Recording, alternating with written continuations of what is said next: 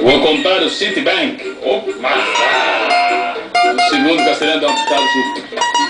Eu sou muito rico, comprarei a General Motors. Nossa, que taco é? Tá ruim a coisa, não? Terceiro castelhano.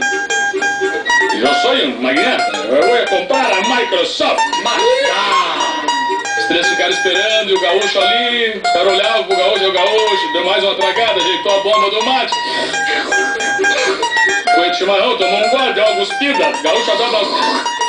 E disse pros caras, olhou bem nos olhos deles: não vendo!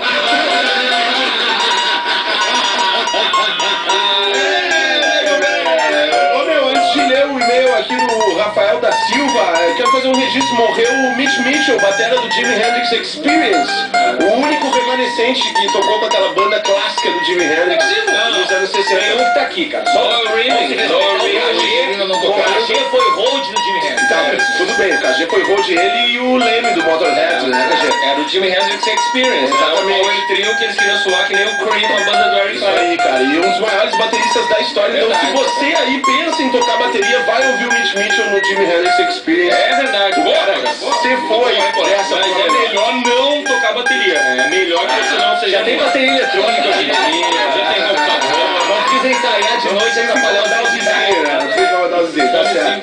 Bom,